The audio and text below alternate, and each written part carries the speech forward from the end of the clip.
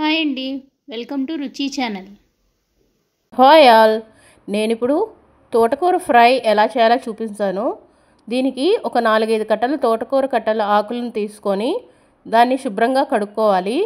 శుభ్రంగా కడుక్కున్న ఒక 2-3 టైమ్స్ శుభ్రంగా కడుక్కోవాలి, ఎందుకంటే చాలా మట్టి ఉంటుంది ఆకుకూర కట్టల్లో.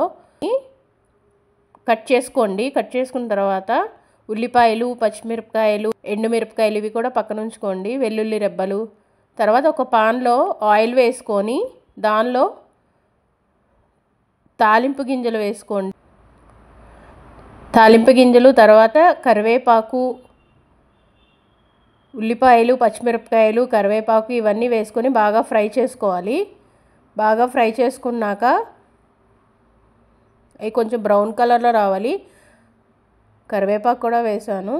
ఇప్పుడు తరిగి పెట్టుకున్న తోటకూర కట్టలు ఉన్నాయి కదా, అవి ఈ ఫ్రైలో వేసేద్దాం.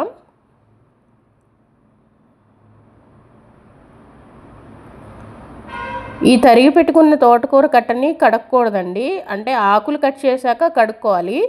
తరిగాక కడగకూడదు, దానిలో న్యూట్రియంట్స్ అన్నీ పోతాయి. ఇప్పుడు ఈ తరిగి పెట్టుకున్న తోటకూర ఆకుల్ని దీనిలో వేసుకొని, ఇది ఐరన్ డెఫిషియన్సీ ఉన్న వాళ్ళకి ఈ తోటకూర చాలా మంచిది.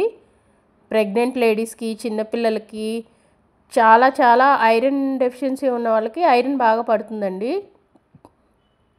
ఇప్పుడు ఇది కొంచెం మగ్గింది, అంటే మధ్య మధ్యలో చూసుకుంటూ ఉండాలి.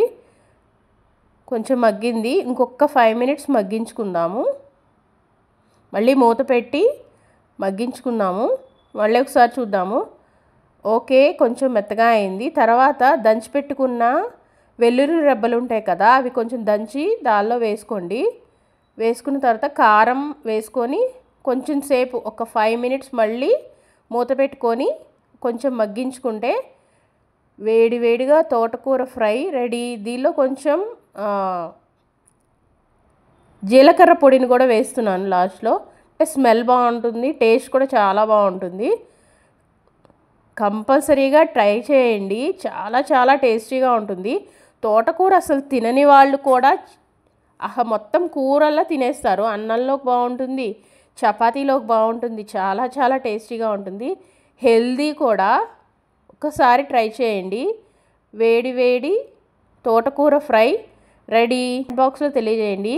Please subscribe. Thank you.